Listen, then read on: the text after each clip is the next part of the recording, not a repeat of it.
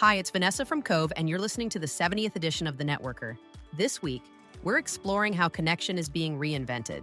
From reaching out to 100 strangers in 100 days, to using dating apps for job leads, to how AI, visibility, and adaptability are transforming the way we build relationships. We'll also dive into how leaders sustain trust across M&A conversations, how small human gestures still outperform automation, and how belonging is practiced, not assumed. So let's dive in. Our first story from CNBC Make It follows Carly Valency, who once set herself a challenge: reach out to one new person every day for 100 days. What started as an experiment became a movement that reshaped her life. She found jobs, mentors, and clarity, not through perfect planning, but through curiosity. Her takeaway? Networking isn't about chasing opportunity. It's about practicing connection. Each message, each conversation plants a seed that your future self will one day thank you for. From there, Yahoo News reports on a surprising trend: dating apps becoming the new LinkedIn. 1 in 3 users now swipe not just for romance, but for referrals, introductions, and even interviews. Tinder leads the pack, followed by Bumble and Facebook dating. Behind the numbers lies something bigger: professionals seeking authenticity in an oversaturated LinkedIn world. A simple coffee chat, born from a casual match, can sometimes open more doors than 100 cold emails. The lesson? Opportunity often lives where connection feels most human. A similar truth unfolds in Crunchbase, where Itay Sagi shows how relationships, not just metrics, accelerate mergers and acquisitions. Two founders with identical numbers, one visible and well-connected, the other unknown. The visible one received bids within weeks. The other struggled to gain attention. The difference was reputation. Years of small, consistent visibility built trust long before negotiations began. In business, credibility compounds like capital. Every relationship you nurture today shortens tomorrow's distance to opportunity. Next, entrepreneur revisits the timeless advice that's suddenly more urgent: stop applying and start connecting. Alan Stein of Kadima Careers calls it the 5 chats rule: 5 conversations a week with people you admire or might want to work with. He and recruiter Aaron Clevinger argue that this method outperforms hundreds of applications.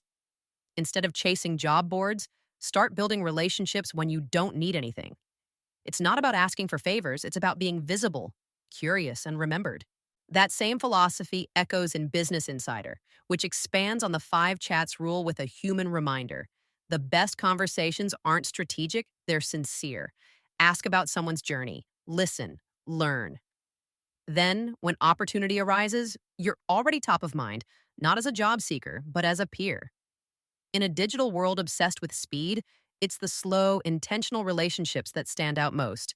In Business Reporter, Nova's Andrea Marino writes about how AI and remote work are rewriting the rules of networking.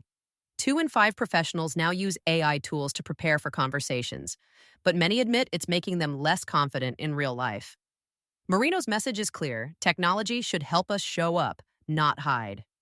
AI can polish your words, but only you can bring warmth, humor, and imperfection, the qualities that turn contact into connection. Meanwhile, Fast Company zooms out to a macro view: how to build a career that survives market cycles. Matthew Mead argues that adaptability and relationships are the new career assets. The most resilient professionals treat their skills and networks like portfolios, diversifying, rebalancing, and investing consistently. Networking, he writes, compounds like capital. It's the relationships you've built before the storm that determine how you emerge after it. And finally, Cove Insights closes this week with To Reach, To Try, To See, a reflection on October's Joyful Connection Masterclass. From Jago Gordon's Within Arm's Reach, using everyday objects as mirrors for emotion, to Stephen Jay's simple practice of turning awareness into action, to Asha Sarodi's exercise on how others perceive us versus how we see ourselves. The takeaway was simple yet profound. Belonging is something you practice. Connection, in the end, is built one small act of curiosity at a time. Before we wrap up, let's turn to this week's recommendations. Our book of the week is The Little Black Book of Connections by Jeffrey Gitomer. It reminds us that true networking begins with generosity, giving value before seeking gain. When curiosity replaces agenda and sincerity replaces strategy, every interaction becomes an opportunity for shared success. And our podcast episode of the week asks, how do I lead when I don't feel like I belong at the table?